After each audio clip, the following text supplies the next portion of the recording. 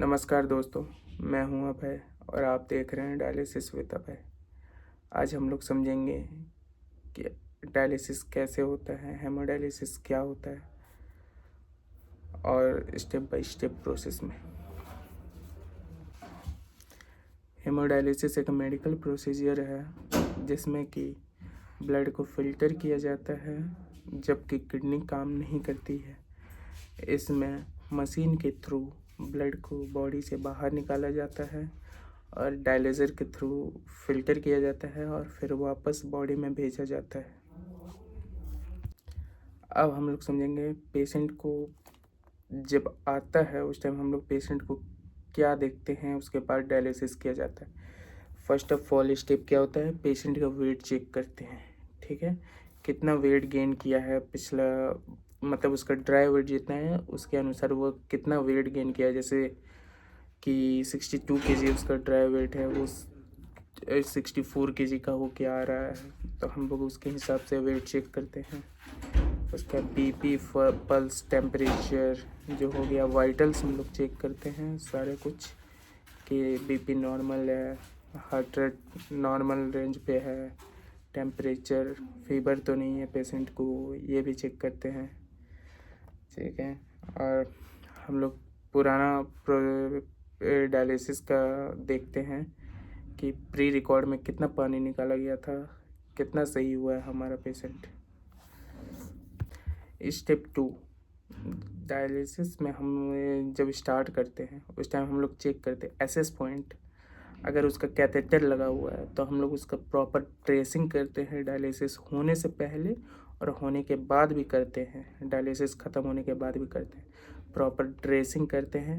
वहाँ जब ड्रेसिंग करते टाइम हम लोग चेक करते हैं कि वहाँ पे इन्फेक्शन हुआ है, स्वेलिंग है, कैथेटर में फ्लो आ रहा है कि नहीं, कैथेटर सही से काम कर रहा है या नहीं, या फिर प्रॉब्लम हो रहा है, ब्लड तो आ रहा है लेकिन एक ल्यूमन से आ रहा है ब्लड, आर्ट्रियल और वेनस ल्यूमन होता है उसमें, आर्ट्रियल ल्यूमन से ब्लड आ रहा है, वेनस ल्यूमन से नहीं आ रहा है, या फिर आर्ट्रियल ल्यूमन से आ रहा है, वेनस ल्यूमन से पास होने में थोड़ा दिक्कत हो रहा है, वो सब हम लोग चेक करते हैं कैथेटर में। और अगर फिस्टुला है तो हम लोग उस जगह को क्लीन करते हैं, फिस्टुला निडल को इंसर्ट करते हैं, उसके बाद अपना डायलिसिस स्टार्ट होता है। आगे मैं बताऊंगा कि कैसे प्रोसीजर होता है, टोटल स्टेप बता रहा हूँ।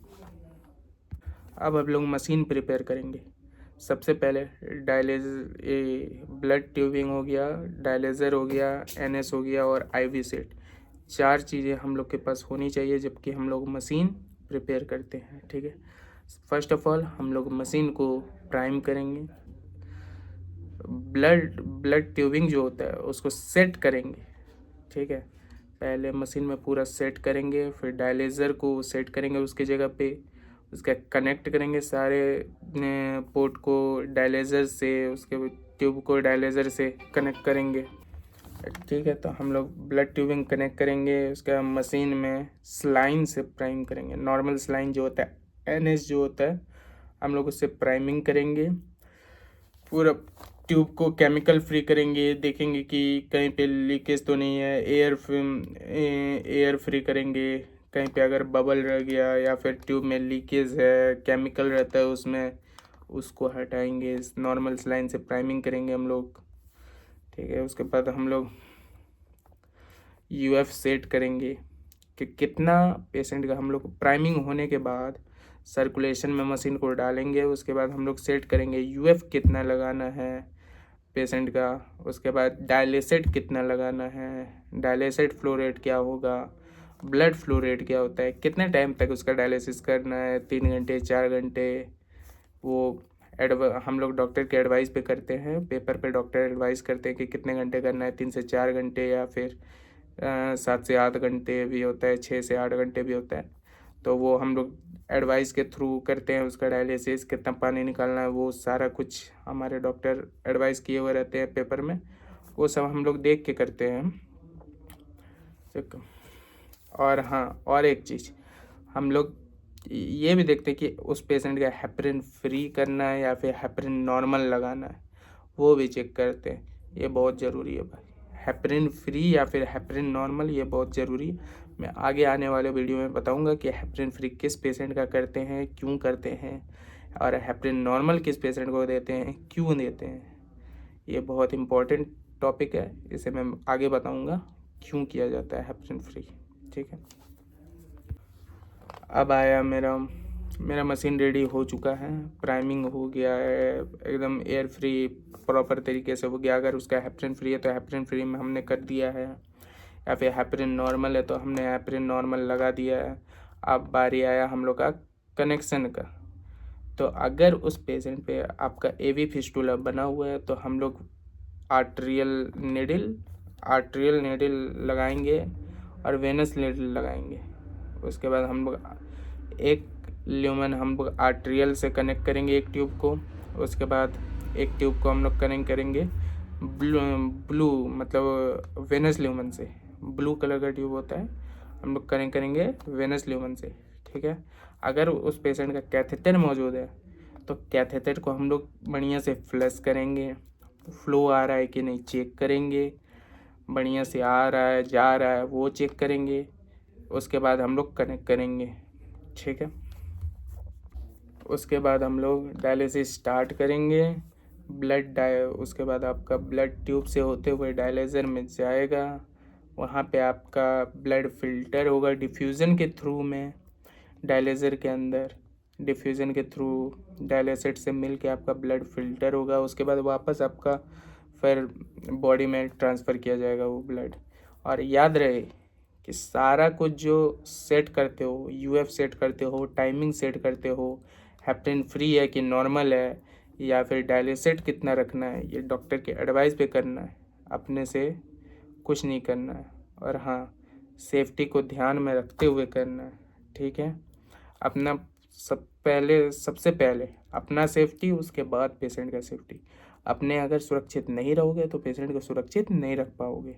ठीक है, हम लोग उजुअली मेनली हम लोग 4 आवर्स का डायलिसिस करते हैं। ठीक है, हम लोग मेनली 4 आवर्स का डायलिसिस करते हैं।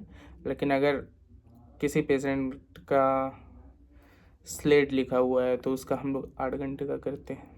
वो डॉक्टर के एडवाइस पे डिपेंड करता है कि कितने घंटे का करना है। Okay, thank you.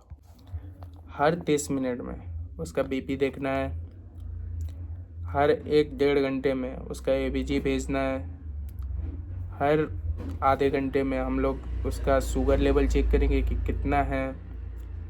और हाँ, अगर बीपी उसका लो हो रहा है तो यूएफ रेट को भी कम करेंगे, क्योंकि उसका बीपी लो हो रहा है तो प्रॉब्लम करेगा उसका यूएफ रेट में, इसलिए हम लोग कम करेंगे। ये मैं आगे वीडियो में बताऊंगा कि क्यों हम लोग बीपी लो होते ही यूएफ को घटा देते हैं। ये मैं आगे बताऊंगा कि क्यों बीपी लो होते ही यूएफ रेट को हम लोग घटा देते हैं, ऐसा हम लोग क्यों करते हैं। फुल डिटेल में एक वीडियो आएगी, उसमें फुल डिटेल में मैं बताऊंगा क्यों किया जाता है ये सब। ठीक है, और हाँ, डायलिसिस के दौरान आपका कॉमन इशू हो सकता है, हाइपोटेंशन में जा सकता है पेशेंट, आपका क्रैम्प्स आ सकता है। ठीक है, हाइपोटेंशन में जा सकता है, क्रैम्प्स आ सकता है। उसके बाद आपका हार्ट रेट कम हो सकता है, ब्लीडिंग हो सकता है। ये सब मॉनिटर करना है भाई, वहाँ पे रह के वहाँ पे आपको देखना पड़ेगा कि पेशेंट का कंडीशन क्या है। अगर उसको फीवर आ रहा है तो हम लोग दवाई चलाएंगे, कौन सा दवाई देना है, एविल्डेक्सोना देना है कि क्या देना है। अगर उसका ब्लड कम है, अगर एडवाइस किया हुआ कि ब्लड चढ़ाना है तो हम लोग ब्लड चढ़ाएंगे। ब्लड चढ़ाने से पहले हम लोग एविल्डेक्सोना देते हैं। अब ब्लड भी अपना नॉर्मल अनुसार ऐसे चढ़ाना है, 2 घंटे में चढ़ाना है, और एकदम स्लो ब्लड जाएगा। स्पीड में फास्ट में ब्लड कभी नहीं चढ़ाना है। ठीक है, फास्ट में चलाओगे तो प्रॉब्लम करेगा पेशेंट को, इसलिए धीरे धीरे ब्लड चढ़ाना है। जैसे 4 घंटे का डायलिसिस है तो आप 3 घंटे में चढ़ा रहे हो, कोई दिक्कत नहीं है, 3 घंटे में चढ़ाओ, लेकिन स्लो जितना धीरे हो सके उतना धीरे आप ब्लड चढ़ाओ, फास्ट मत करना।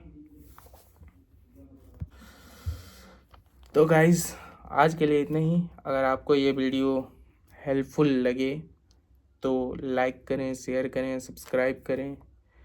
और हाँ, हमारे साथ बने रहें ताकि आप जान सके कि डायलिसिस कैसे होता है, क्यों होता है, क्यों करते हैं, बीपी लो क्यों होता है, बीपी लो होता है तो अल्ट्राफिल्ट्रेशन क्यों कम करते हैं हम लोग, हेपरिन फ्री क्यों करते हैं। ये सब वीडियो आगे आने वाली है। तो इन सभी बातों को जानने के लिए आप लोग को हमारे वीडियो को हमारे चैनल को सब्सक्राइब करना होगा, बेल आइकन को प्रेस करें, सब्सक्राइब करें चैनल को, बेल आइकन प्रेस करें, घंटी बजा देना भाई, घंटी बजा देना, ताकि जितनी भी अपडेट्स आए आपके पास तुरंत पहुँचे, सबसे पहले आपके पास पहुँचे और आप उनको देखें। ठीक है, ठीक है। तो फिर मिलते हैं नेक्स्ट वीडियो में। आज के लिए बस इतना ही, धन्यवाद। हर रोज़ 4 घंटे की लड़ाई होती है, पर हर सेशन के बाद ज़िंदगी फिर से मुस्कुराती होती है। हिम्मत और इलाज जब साथ हो जाए तो मुश्किल भी आसान हो जाती है।